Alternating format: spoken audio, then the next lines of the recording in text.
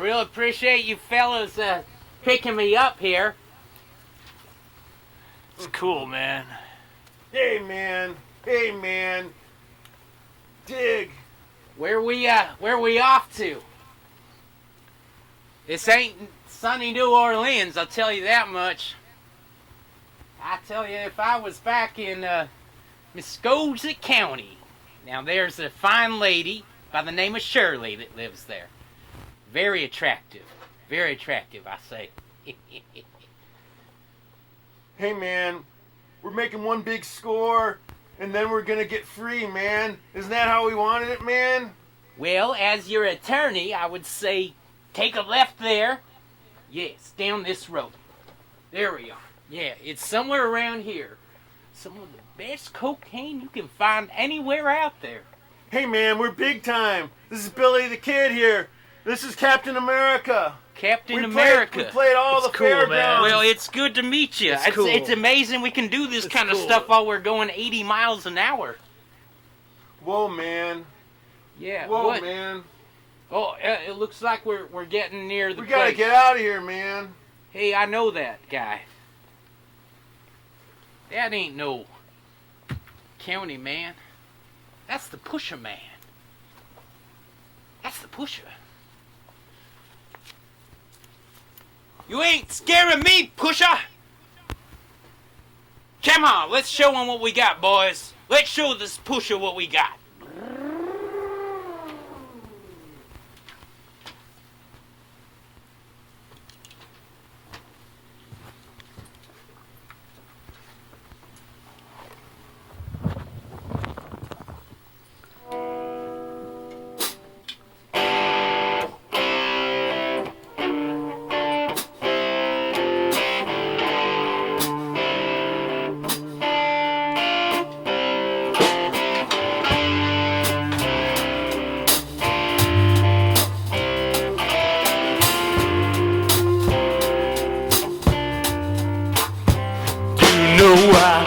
Smoke a lot of grass.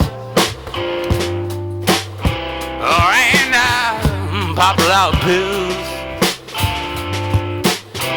Oh, I ain't killed nothing that my spirit can't kill. I see a lot of people walking around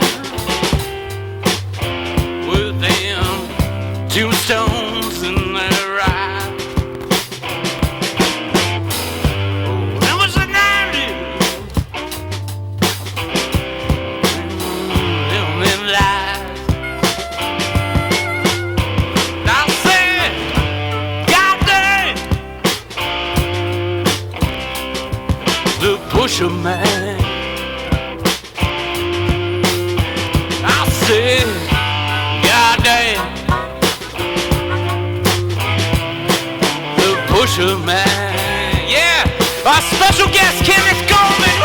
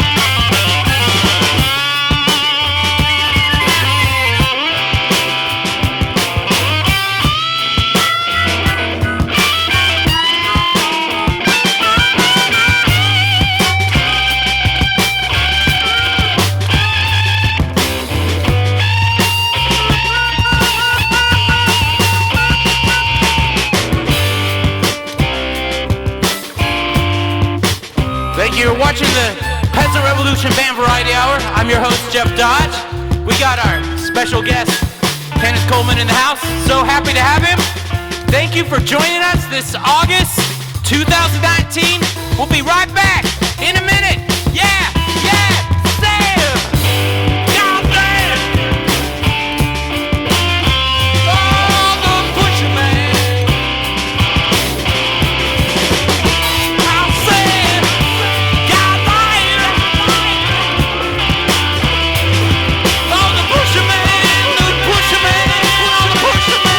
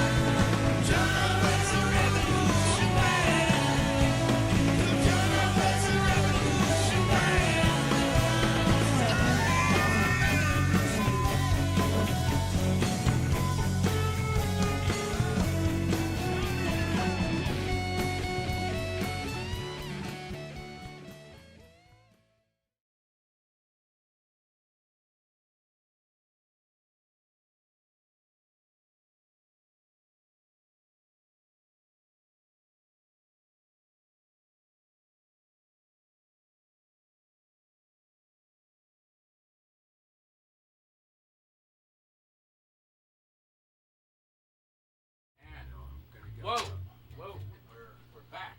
That's right. It's kind of creepy. I'll just do some adjustments here, and how's everyone doing out there? Got a very interesting show tonight. It sure sounds like it. Rich Reese, our musical director, on the drums. That's of right. course. And oh, look at this. We have a phone call already, just like that. Let me check this out here. This would be a good time for me to get into some cheese. Hello, Ooh, this is I need to Jeff get up Dodge. here. You've reached All the right. Peasant Revolution Band This is Variety the- Hour. The rhythm section that sticks together. Thank you. Hello, who is this? Can I get who is this? Okay, yeah, you're right. I'd better take a couple of crackers. Oh my, you guys, it's Rick Perry. Rick Perry, the governor of Texas. That's correct. As well as He's the Secretary of Energy. in charge of the environment. He's in charge of the environment. Yeah. So not energy, but environment secretary. Is that what you are? Well, yeah. Well, we recently, there's been a string of attacks, a bunch of hacking that's been going on. Hacking? Are you prepared for all this technological warfare? Well, yes, we've located the hackers. Where are they? The hackers are underwater. The hackers are We underwater. believe them to be, form of hacking underwater. Can you hack things underwater? Is that like even a computer thing? I'm so glad the Secretary of Environmentalism is worrying about this. Well, yeah, because hacks from underwater happen every day. Okay. He, I seem to remember this kind of logic during the war on drugs. we'll see. They've trained I dolphins. don't mean to be a dick Not about it. the U.S., but other countries totally have trained secretary. dolphins. Other countries have trained dolphins that are hacking our computers. Is that what you're saying, Governor He Rick was a Perry? sound guy for a while. They're hacking our computers. Yes. Trained dolphins. Okay. I'm sorry, but I got to get back to business. Well, thank you for calling in, Governor Rick Perry. That is great news, and God bless you. You guys are doing a great job with the environment there. Thank you. Thank you for all your service. Service like that. Goodbye. Well, Governor Rick Perry. What do you know? But anyways, Right. the director of the environment, as you were saying, there's been such interesting news lately, Rich. Like, I've noticed, do you remember that... Can we get a close-up here? He's the United States Secretary of Energy. Secretary of Energy, not the environment. Yeah, but that's okay. You know, ever since I got laid off from the Oregon Journal, I've been, trying to be a fact checker elsewhere. What was your Oregon Journal years? Was that right at the end? Oh yeah, it was like 72 to 79. Okay. Yeah, So and you saw it all come down. well, yeah. I mean, it was as soon as they tore out Harbor Drive, we really didn't have anywhere to go. Those liberal bastards, Oh. Oregonian, they took your job. Motherfuckers. Yeah. But on that note, in the news this week, aside from Governor Rick Perry, is also I don't know if you heard about this Epstein thing, but these guys we do their music. The guy from the Beatles? Yeah, the Beatles guy. So we do their Yeah. music a lot, and they Right. had this manager, and he committed suicide. What? Yeah, Yeah. like, and what's weird is he wasn't even in prison. He committed suicide. It's like he wasn't even in jail on pedophile charges or Was something. it like but, ethically sourced veal? Where it's like the veal commits suicide because it's depressed? Right, I've And heard then that you, argument. And then you can yeah. sell it at Zupans, right? Because it's ethically sourced, because the veal killed itself. I thought the veal went to the McDLT. Do you remember the McDLT? Oh yeah, the hot side styrofoam stayed and hot, and the hot cool and side cold. stayed. That's Yeah, Rick right. Perry designed that, didn't he? Back when he I'm was hoping Rick Perry Secretary will of bring the back Environment. McDLT. That's Yeah. a very environmentally. We use lots of styrofoam. Yeah, we'll tell imply him. lots of Americans with that. As long as he can keep that Texas minimum wage at the federal minimum wage, which is still only $7.25, maybe there will be a future for the McDLT down there. Don't let my father hear that. Yeah. Anyways, on that note, we Stu need Dodge to. of Fort Worth. We yeah. have a great guest coming up, ladies and gentlemen. The a wonderful. Well, actually, wait. Let me do a little. We got a quick little thing I got to say here. This is Jamila and I were out at an Airbnb recently, and I don't know if you go to the Airbnbs much, Rich. Sure, it's the libertarian paradise. It's right? like the Libertarian Hotel, I think. Right. It's like if you've got property, you can, get some money off of it. Well, and we're thinking about being here in the neighborhood that we're at. That Well, did it I might tell be- you? I bought like an entire complex of low-income apartments, and now I'm just using it all for Airbnb. I don't know. Did you know that? I didn't. No, it's doing so well. That's why Can I'm we stay sponsoring at this one show. Of them? I might stay. Yeah, it's like $200 a night. Good. And don't mind the homeless people milling about. They're just the former residents. I'm probably related to some of them. So where did you but guys... my sponsor was here. We stayed at the. It is the. They're having this festival. It's in Walla Walla. Sure. Huachika Festival. They got Yola Tanga, Ala Las, Purple Mountains Destroyer, Robin Hitchcock. That's Robin I don't know if you all Hitchcock. remember Robin Hitchcock, but He might have a little trouble getting his band into the country. Oh, really? He had the Egyptians, right? He with did the new... In a World of Frogs is him, right? That's a great Right. song. Love that. Yeah, Anyways, but doesn't, Jordan Peterson, I Hachi? think, would have some words. No, Alex Jones. Alex Jones that's doesn't been like talking him, about the or they're frogs. friends. Oh, that's what I'm not sure. Oh, the frog thing. Yeah. Right. So in a world of frogs, in a world of Alex Jones frogs, you might find this festival going on in Walla Walla on Okay. this September I believe it's the 13th, 14th. We're coming right up on it. Anyways, yes. In September. It is in September, the That's 13th, a great 14th. time to so go to the Palouse. it's going to be, the Palouse is beautiful. So Oh, please you visit that festival if you're out there in the area. Yeah. And they have great bed and breakfast and Airbnbs in there. Hey, you know, I have a Wonderful funny service. story real quick about that area. Yes. Okay, I knew this very severe alcoholic when I was myself an alcoholic, when I was in Yes. college at the correct age. Anyways, this woman, she had dropped out of Whitman, and we got in a fight. I'm not shitting you. She swore up and down that Whitman College was named after Walt Whitman, and not Marcus and Narcissa, of course. You know, Narcissa Whitman, the genocidal folks, you know, Yes. from farther south. So that always sticks in my mind. It's like, okay, well, that's why they kicked you out. But yeah, we just want to make sure where the legacy, you know, Well, there's a comes tradition from. of people moving to Oregon that believe what they want to believe, and I think that's a great intro to our next guest. Right after we take this first commercial break with author Kenneth Coleman.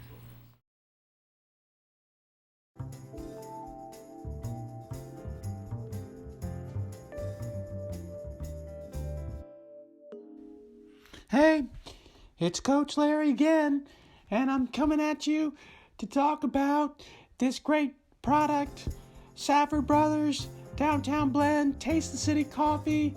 It's amazing. I've been loving it, and I've been real happy to talk about it now. Everybody wants to know what's going on with Sid, and he's just not ready for prime time. Gotta love that guy for just talking so much about Safford Brothers Downtown Blend Taste the City Coffee. I don't think I would have enjoyed it quite as much if I wasn't thinking about Sid when I'm drinking it. And here's hoping that he can get a comeback going, you know, and come back and start doing ads for Safford Brothers Downtown Blend Taste the City Coffee. It's always good. You'll love it just like I do. Hey, it's Jimmy Gimmler here for Ear Massage by Rose Cramden.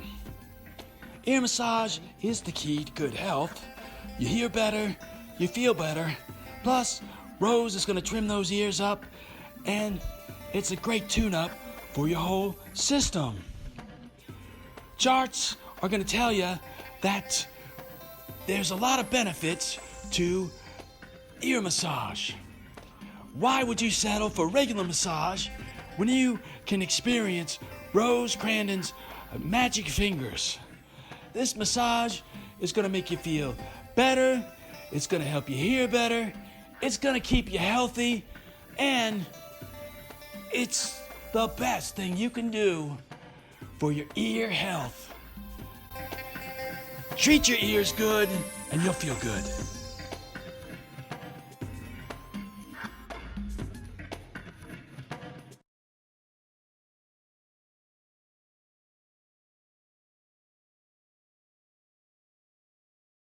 Daydream Believer. Well, that would be something else. Ladies and gentlemen, I am so happy to present to you an old friend of ours at the show, and Steve and I in particular. This is his book. If we can get a picture of this, David. Yeah, and this is Dangerous Subjects. Oh. This is... we're gonna get into this in a little bit, but I'm very curious. Author and our friend Kenny Cole. Woo! Yeah! Thank you.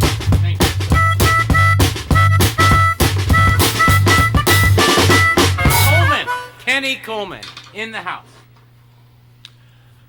Kind of drop. I gave you a new stage name with that there. Yeah, This is going to be like That's, a serious thing. haven't been called by that name in many years, but Did you ever get that from teachers or anything like that? They just dropped the man.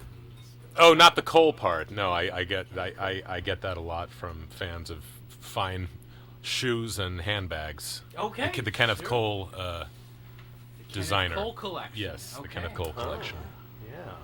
Well, didn't you get that with Gucci sometimes, don't you? Oh, for Rich- sure. Rich sure. Gucci. Yeah, it was the Gucci folks that got me into that stuff. It's great. It's great. he's not related, but we tried for a while to get them as a sponsor. So I remember you from U of O days, I believe. That's Isn't true. That where I first met you? Yes. Now, I'm a class of '88 from Portland, Oregon, Mm-hmm. and you were from. Class of '89 from Aloha, Oregon. We just had our 30th anniversary, which I did not attend. Okay, class Because, of '89, 30th anniversary. We Our have- sound guy's class of '89. Okay. He's from Minnesota, Lindstrom, Minnesota.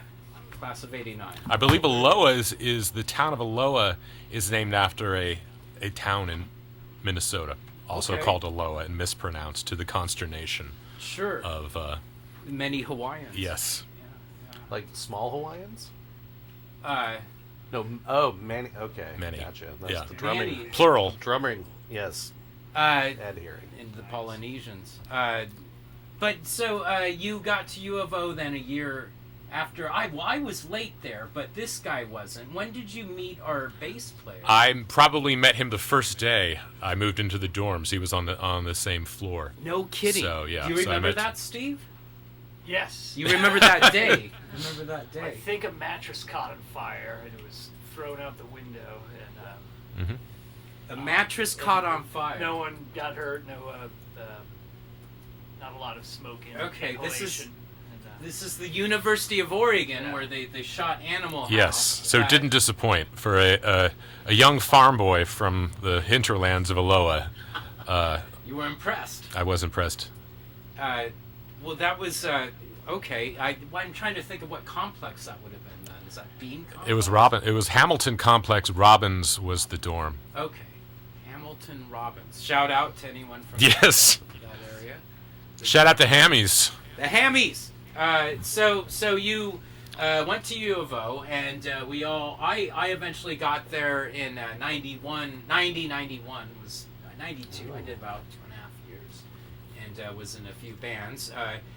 But we had a mutual friend, Dennison. Weren't you guys in the State Flowers? Was that what it was called, or Pete Fick? Pete Ficht and Thaddeus played in bands together. Wasn't there a Noise band? Candy. Noise Candy. That's what I'm trying to think of. Okay. I guess I'm flashing back to a moment where you and him and maybe remnants of Noise Candy did a jam session. I think it was the only time we ever did it in a crowded Northwest rehearsal space. Does that ring a bell? There's been a lot of crowded Northwest rehearsal spaces in my life, but Could very well just be. remembered that all of a sudden. There was so much happening in the music scene in the '90s in Portland. yes, there was. So where did you go from U of O when I drifted off into all my Portland acts? You graduated in 93 with an English degree. Okay. So there were some rough years, suffice it to say. Any favorite professors we should mention? The most memorable. Do you remember Raphael Falco? I don't think so. I was a history mostly. Okay. I took any English. Okay, yeah. So he was a very acerbic East Coaster. Taught a class on really violent Elizabethan drama. So I just, but I don't have a lot of memories of. What did you learn out of violent Elizabethan drama? Life. Techniques? No techniques. No, just how to create art out of madness, I suppose. Okay. A theme that is useful when you study the human story. Sure. Yeah. I switched to history. I mean, So much later. Did you graduated with a bachelor's in English? Mm-hmm. And when did the history bug get at you? Much later. I was in my late 30s. Okay. Well, let's come yeah. to that in a second. So, you're out of college from U of O in your Mm-hmm. young 20s. Back into the. Did you come back to Portland, or did Yeah. you stay down there for? No, a I while? lived in I lived in Portland. And what kind of where did you go musically at that point? Or generally, like where from the early '90s to late '90s, was there any kind of arc musically that took you anywhere?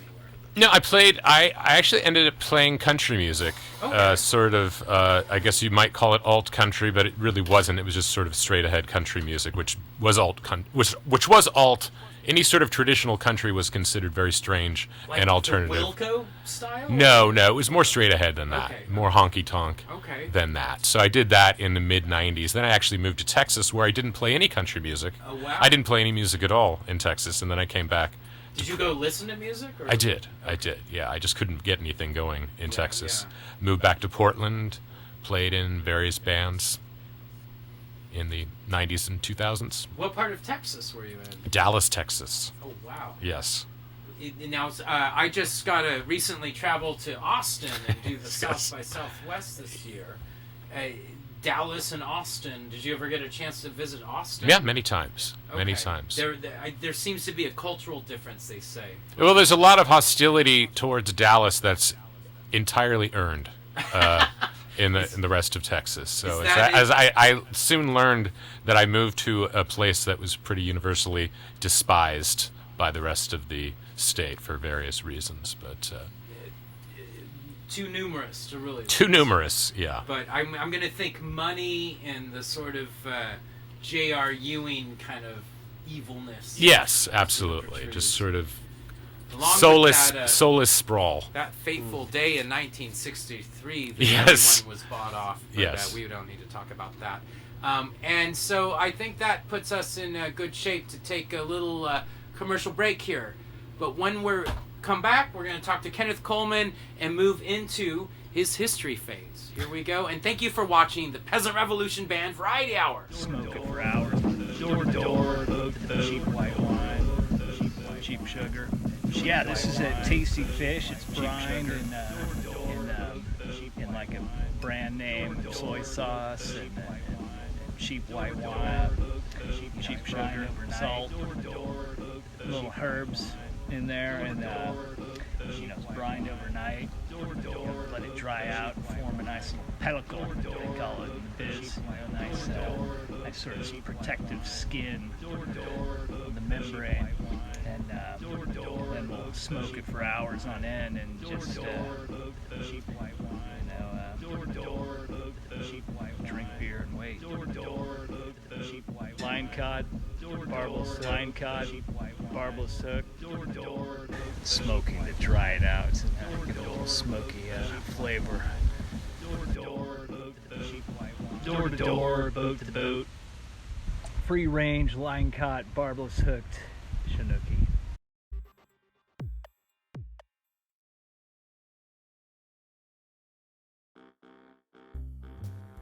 Here's the thing. I gotta tell you, I learned a tough lesson, and now I'm just grateful. It is good to be alive. It's good to be back on making these great commercials for Safford Brothers, Downtown Blend, Taste of City Coffee on the Peasant Revolution Band Variety Hour. I'm just grateful, man. Every breath that I take is about gratitude. It's about being alive. It's about not going so completely crazy that I lose my mind or go insane or try to fly off the top of a building, something that is not going to work. And it's good to be alive, and it's good to be able to sit down and have a cup of Safford Brothers Downtown Blend Taste the City Coffee. It's always good. It's good. It's good to be alive, and you're going to love it.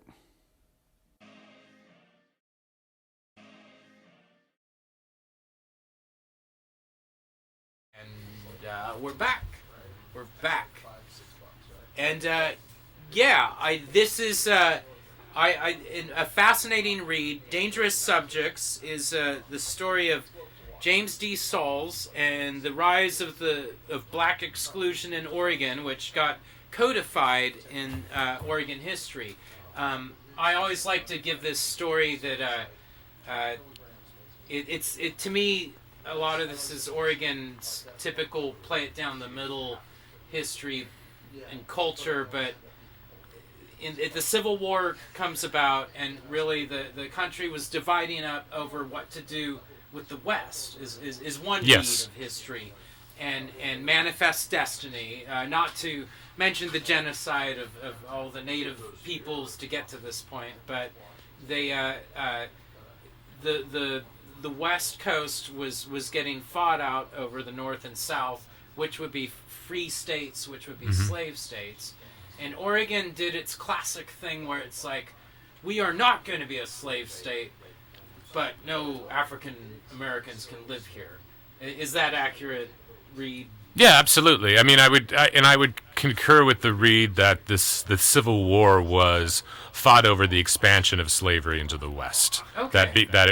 I mean, and I think that's that would be my if I had to go with one cause, that it was the expansion. It was because Lincoln would have been perfectly happy preserving slavery where it was, keeping it quarantined to the South, but the South was concerned about the political representation in the Congress, in the Senate. If there were too many free states, then the legislative branch would then outlaw slavery. Well, if there were too many free states. Well, let's step back even before that. So I've been hearing this conversation come up more and more, and Trump is a whole nother thing. To the great Andrew Jackson is one of his inspirations. What happened to that $20 bill thing anyway?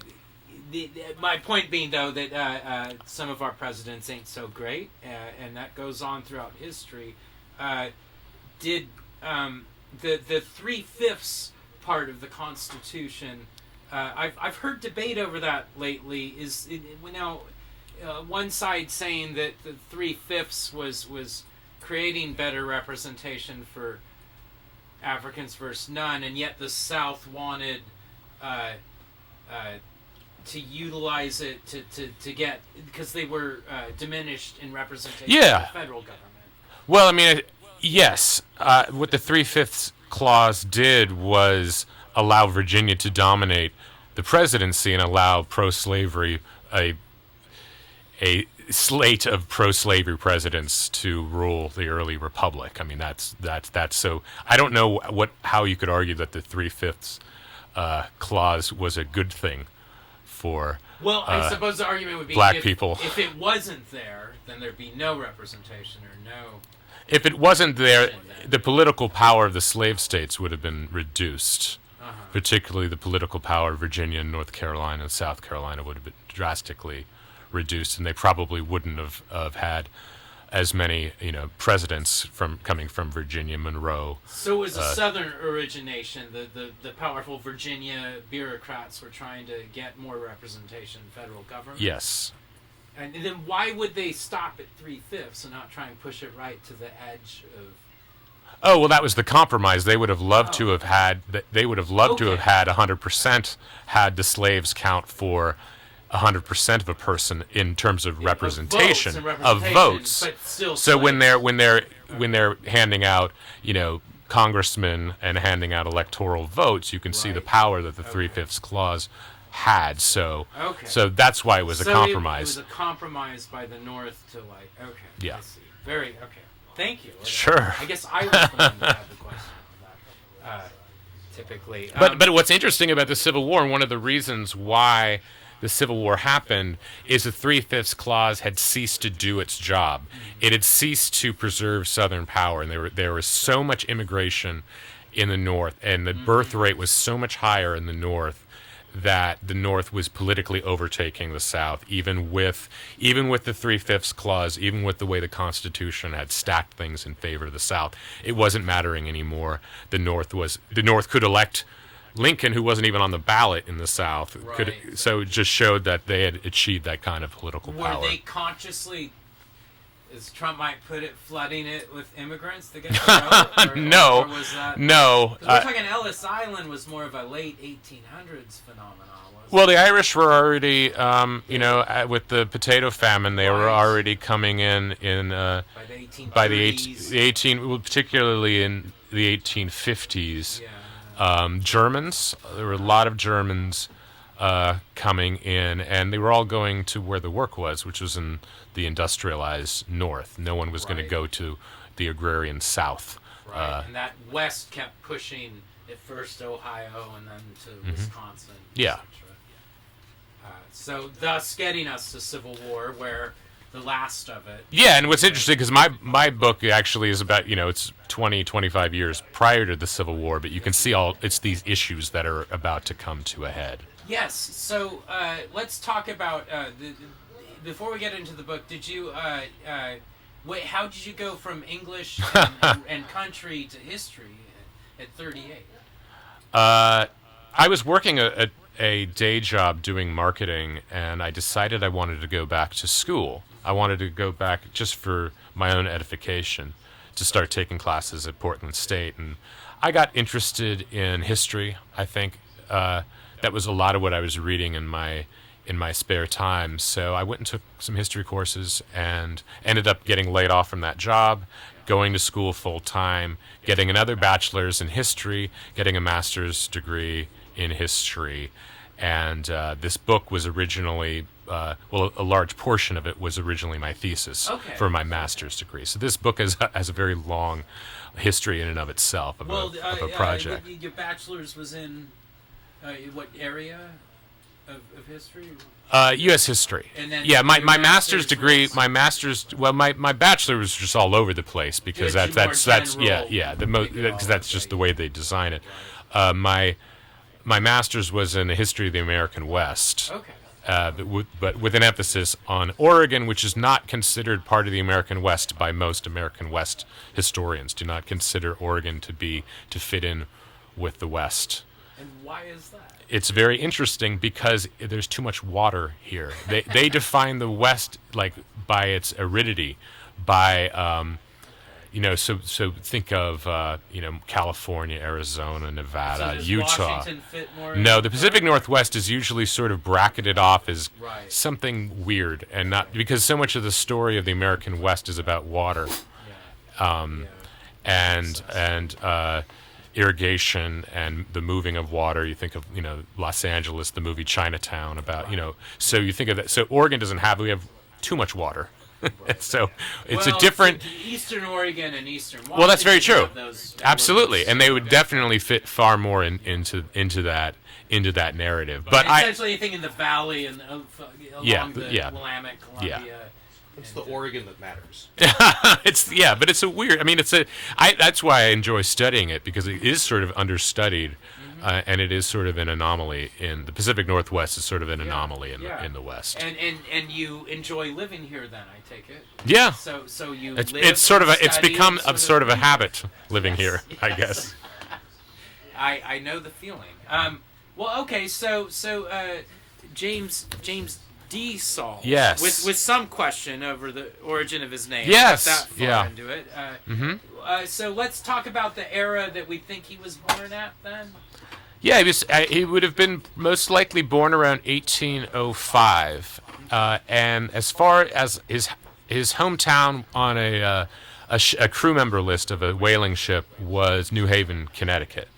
So I don't know if he was born there, or if that's just where he probably lived in a boarding house somewhere, as most sailors would have, but he was based out of Connecticut. And he would have been born at a time when slavery, many people thought that slavery might be on its way out, just naturally fade out in the United States, and there were a lot of enslaved people being manumitted and freed. Yeah. There was this Jordy had this that calendar. I don't know if we got a little time. A poet or artist you worked with, right, Jamila?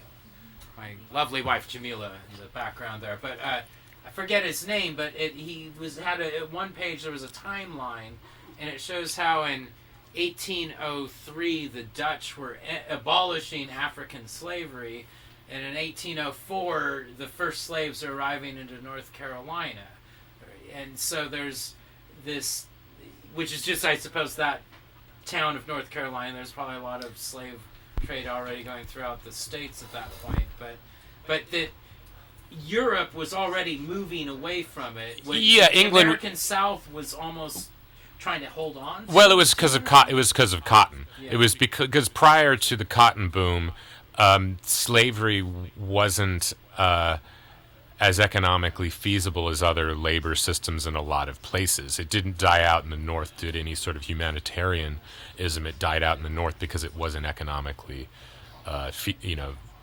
it didn't make economic sense anymore. But with the the advent of the cotton gin and cotton production throughout the South and slavery.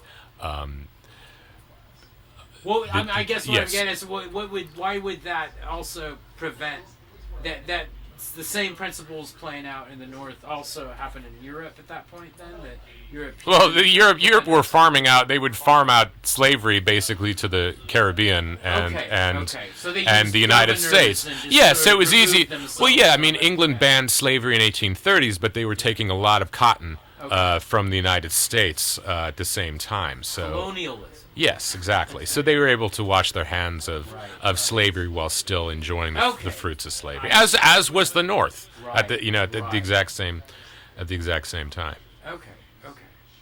So once again, humanitarianism, not deep in European history yet, but Well, there were some humanity. I mean, there were some true reformers in that period, but they were a small minority.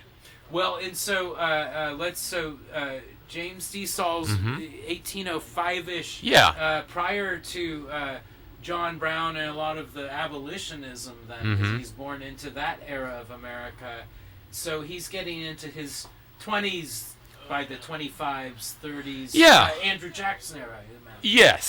Yes.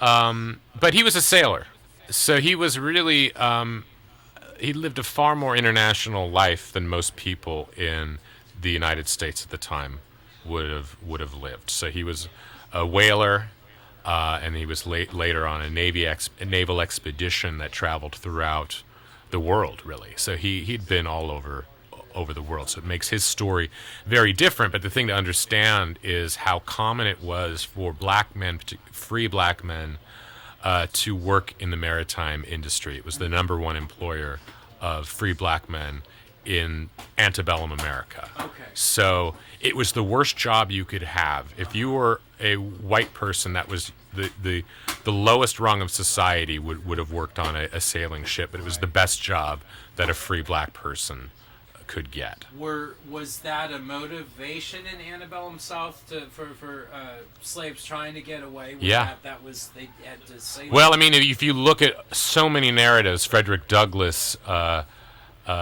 Harriet Jacobs, so many narratives of slaves escaping to freedom, they usually posed as a sailor, or they disguise themselves as a sailor. They somehow get mixed in with the crew of a ship, because the crews of these ships, of sailing ships at this time, would have been 20-30% black.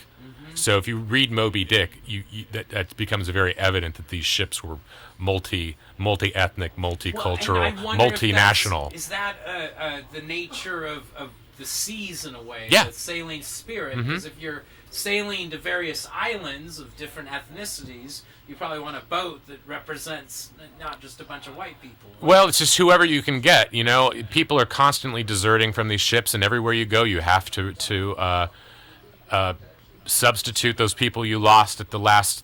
All the people who ran away at the last port, you got to get new folks. So you end up high turnover, and so yeah, you end up. But again, it's the nature of colonialism, this mercantile colonialism of. You know, commerce was taking people all over the world to go get the goodies from out in the South Pacific and bring them back, and you know, along with that stuff came people as well. So. And now they're working on Afghanistan. Well, on that note, we're going to take a quick little break. But Kenny, it is so great talking to you. I hope we can go a little bit further into some more of this. This is wonderful. We're with Kenneth Coleman, author of Dangerous Subjects. Pick up your copy, available at Powell's Books.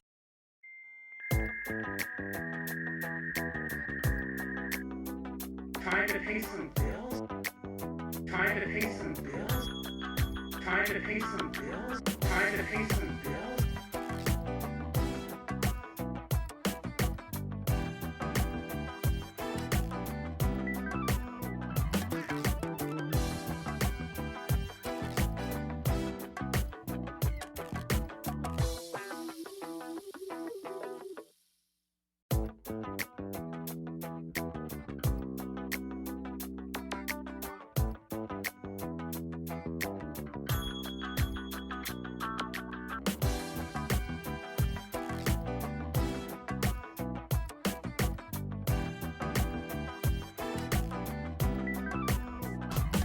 You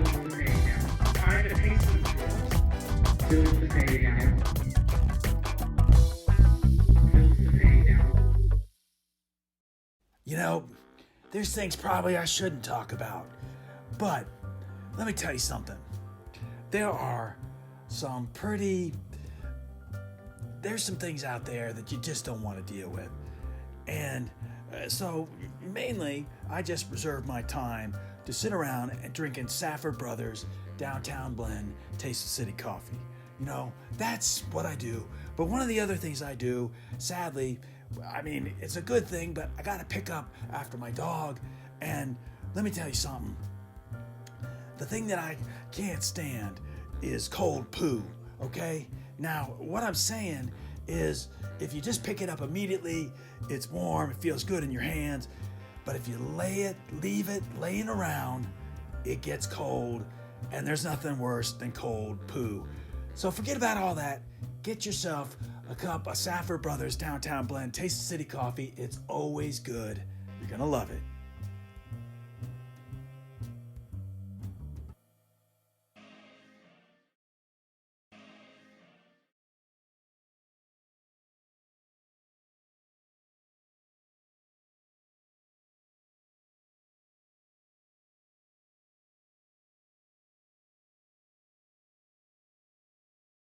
Talk about this later. No, we can talk about it now.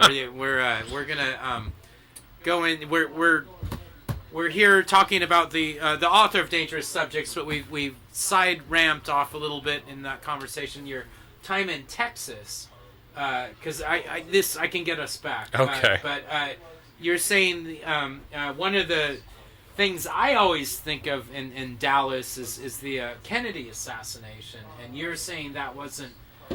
That or John F. Kennedy and his legacy in general wasn't discussed. No, not a lot of interest, not a lot of discussion about it. I mean, they had like the sort of a conspiracy theory museum nearby Dealey Plaza. Yeah. But off a little. But I think they dealt in all sorts of conspiracy theories. But it's a beautiful museum there. The book depository and is all preserved and very well done. But no, nobody really spoke of it. It wasn't anything that people really liked to recall. Somebody told me where Oswald was buried, somewhere in Arlington. They claimed to know where he was buried, but I never went to the. To keep that hidden. Yeah. And Jack Ruby. People talk more about Jack Ruby because he was a local character, club owner. What did they say about Jack Ruby? Oh, just that he was a man, with mob connections, man about town. But a lot of women, a lot of bouffant wearing women claim to have dated Jack Ruby back in the day. So he ran the strip club down there. Yeah. Was he? No, he wasn't played by Ed Asner in the movie, was he? It was. Did Joe Pesci play him? No. Who the hell played Jack Ruby? Joe Pesci played the guy with the big eyebrows. Yes. David Ferry was that? That was Joe Pesci and Gary Oldman. Oh, I need to know who played Jack Ruby now. It's going to drive me nuts. Probably. Was it Bob Danny Aiello? I don't know. For some reason. It's that period. I just wanted Danny Aiello was everywhere at that point. Yes. 92. But to tie it back to our earlier conversation, I had a friend, I can't remember if it was my cousin Jimmy or perhaps Norman Sylvester. Someone was talking about being at a New Orleans museum. It was my cousin Jimmy. And across the street from this amazing, cool World War II thing was a southern, like the plantations or some kind of heroic thing of the South, and the Confederacy. It was a Confederacy museum, and there was not a single word of slavery anywhere in that. That to me, I find it fascinating the disconnect between things that are so obvious on one level, and yet there's still this thing where people want to disassociate. I mean, sure. I suppose it's like Hitler in Germany, right? There's a generation of Germans that just don't. I don't even want to talk about it, right? Is it an embarrassment of history that happens, or is it more of defensiveness or a combination of both? I think it gets to the question of history versus heritage, whereas history is, a critical investigation of the past, whereas heritage are the stories we tell ourselves about ourselves. And I think that's where a lot of museums fall into the category of heritage.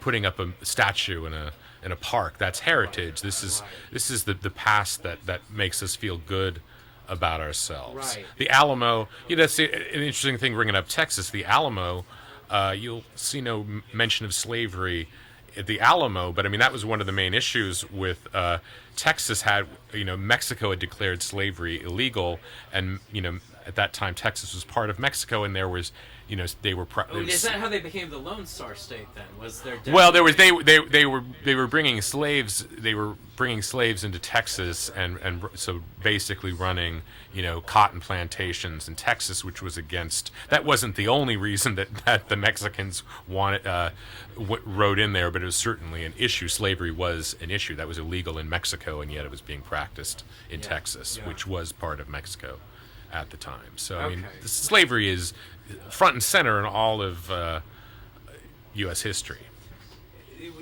But maybe not these heritage, centers we're talking about. But I mean, it's. Well, and so I think when you get into heritage, that's where you probably start talking about timing, and it's, all things have their moments, and then new moments arise. Let's deviate back into the black exclusionary laws. So James D. Sauls is what brings him to Oregon? What brings him to Oregon? He had been a cook on a naval expedition. For some reason, he was in Peru. I don't know why. He probably deserted from a whaling expedition, was in Peru, signed on a U.S. naval expedition, was with the expedition for about a year and a half, was present when they discovered Antarctica, went to Australia, went to, all the sort of islands, Fiji, places like that. Islands, very obscure islands that probably to this day few non-indigenous people had even been to. Was involved in massacres there, and then finally his ship wrecked right off of Astoria. The ship he was in wrecked off of Astoria, and he and two other black men deserted from the expedition at that point. The rest of the expedition got a new ship, and they left and went on and finished up the expedition. And how old was he at that point? He probably would have been pushing 40, probably in his so he was he was probably mid 30s at the time, which I think probably might have explained why he deserted. He might have. I mean, that's a rough life, and as he's getting older, it was probably more difficult. He fell in love with a Chinook woman, living probably on the other side of the northern side of the Columbia, the village up there, and Did he married meet her after being here for a while? No, I think he met her I think that might have been what precipitated the desertion. It's a love story. Yeah, there is. Yeah, unfortunately, we know nothing about her, which is that's the difficulty of doing this kind of history. We know very little about James Sauls, but I mean, indigenous women are invisible by and large. Chinook women, when you talk Chinook, you really get into a wide array of different tribes. Absolutely. Yeah, I mean, it's a.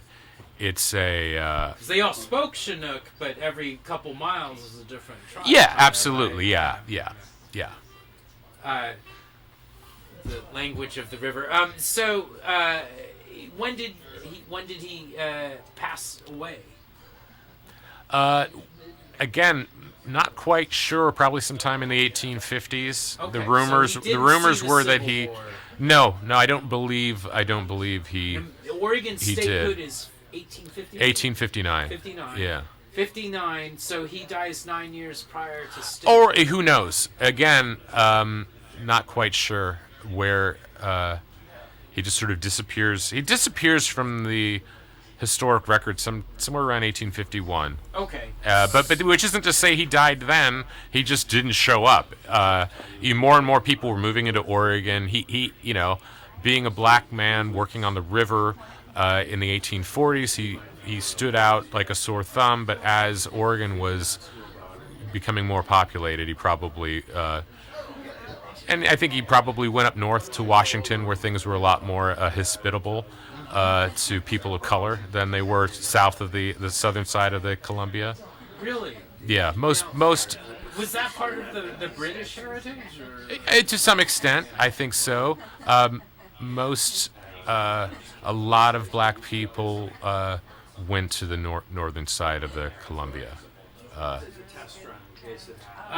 Okay, and by a lot I mean a few. There weren't that many coming out here just due to the hostility. But those who did usually went to the north side. Well, so the black exclusion laws, how did they come about?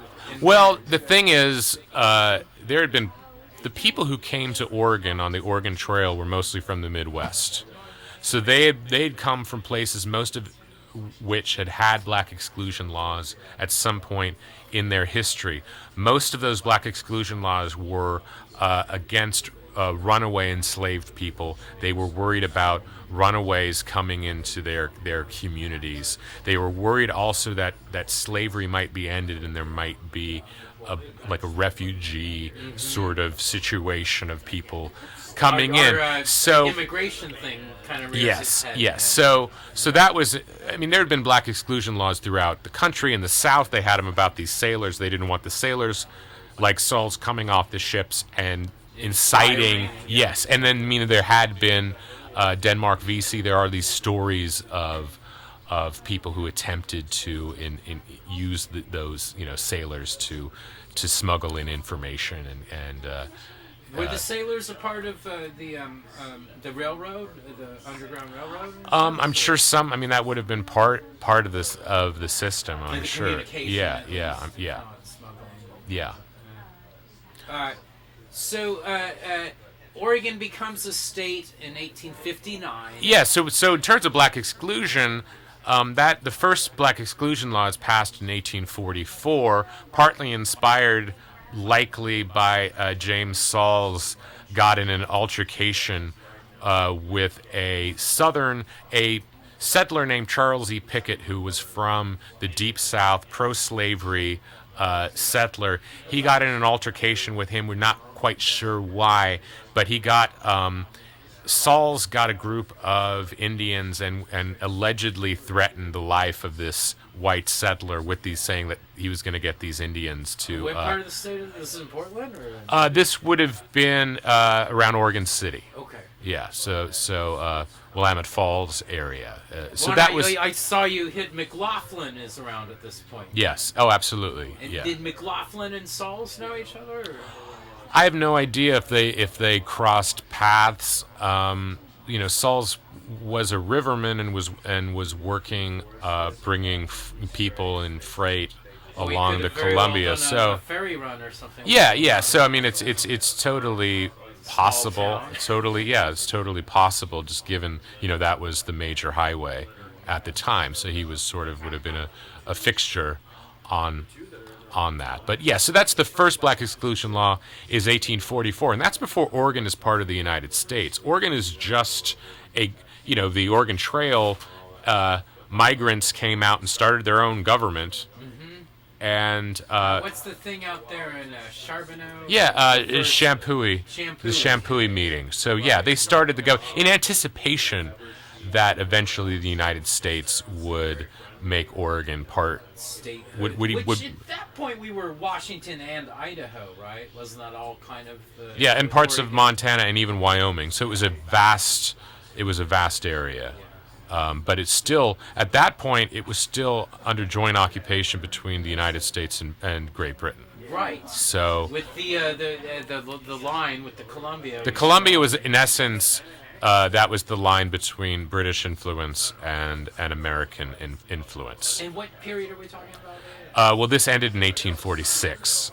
So it was under joint occupation from, I believe, 1819 up until up until 1846, but it didn't. Isn't the War of 1812 part of that? Isn't that how that? Well, I mean, there's a bit of that factors into the fur trade, but so that was, but it was all just it would have been in the aftermath that they're trying to come up with some sort of agreement over what to do with Oregon because Britain wanted to get the furs, and the United States wanted Oregon as a gateway to trade with China.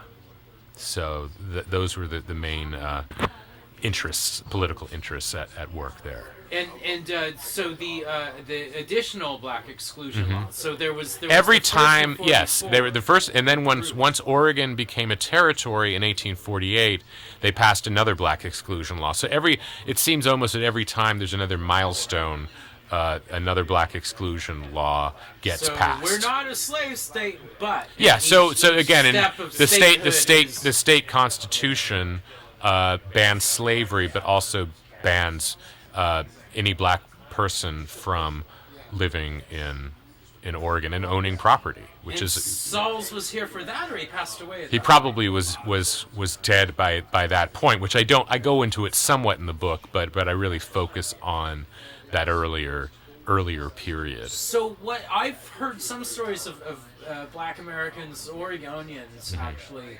living amidst that. A barkeep in Salem, I think, up till the 1800s. There was an occasional individual African American that could survive here up till maybe. Or I mean the thing is the black exclusion laws were only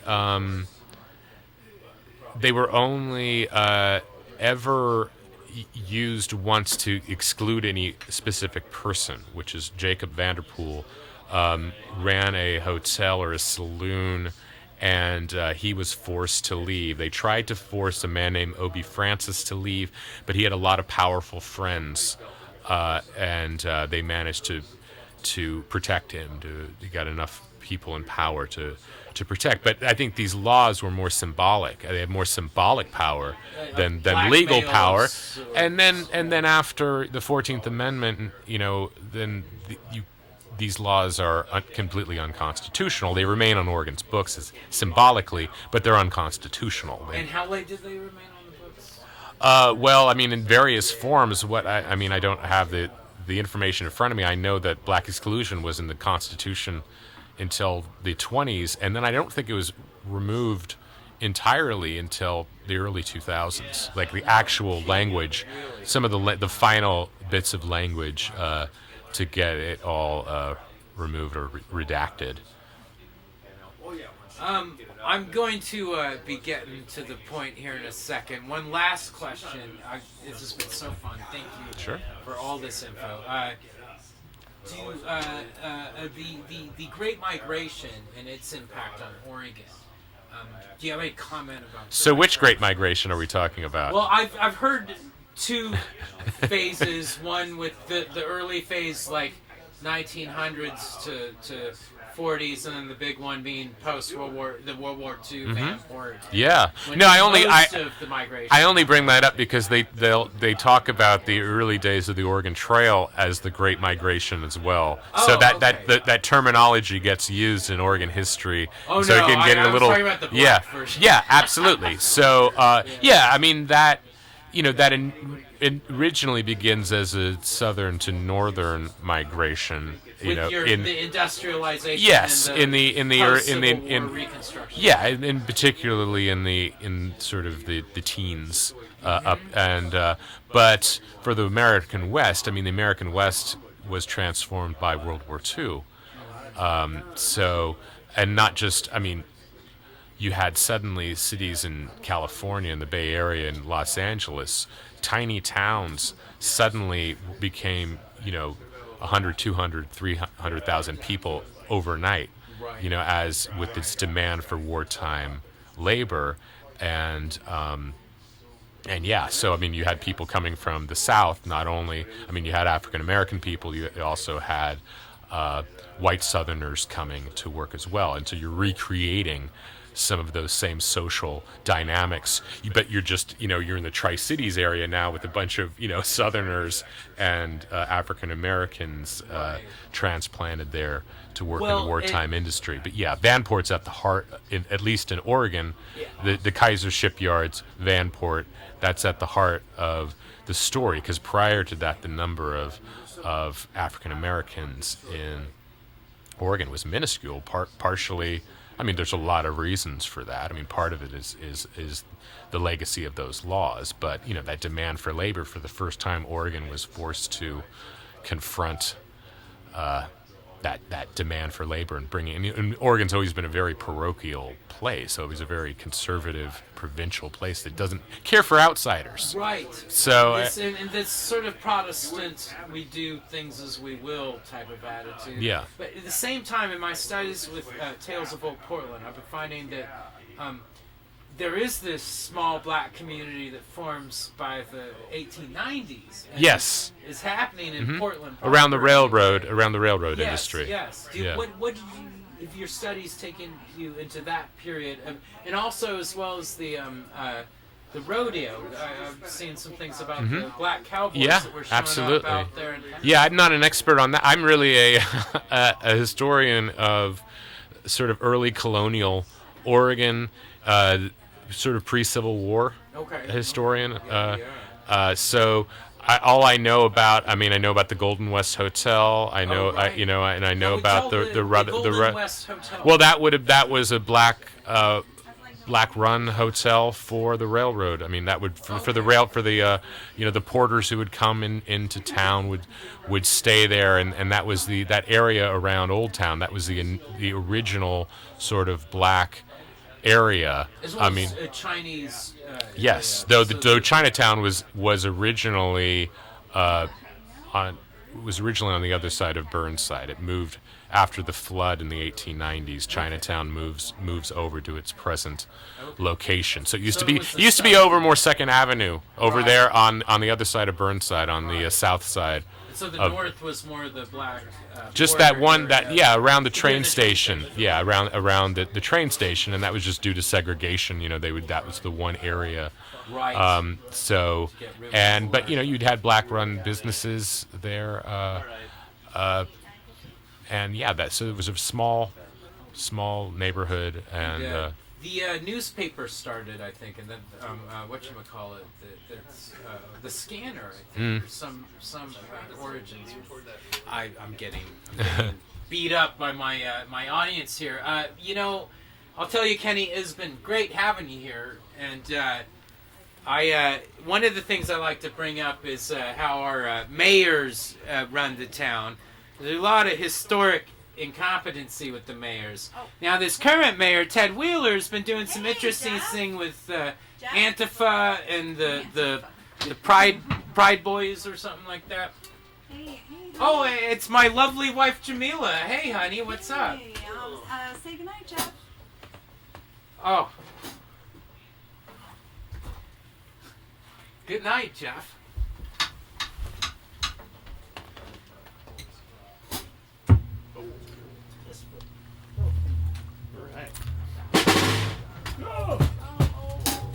One more, the other foot. There it is. All right. Yeah. Oldie but a goodie.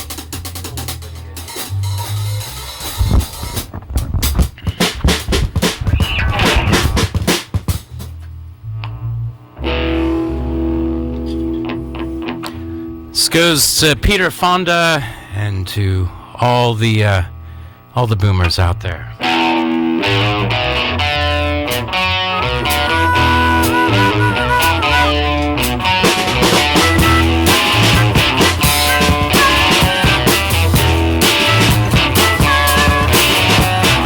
Got a good reason,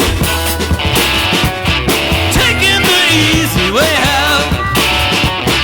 Got a good reason, but taking the easy way out.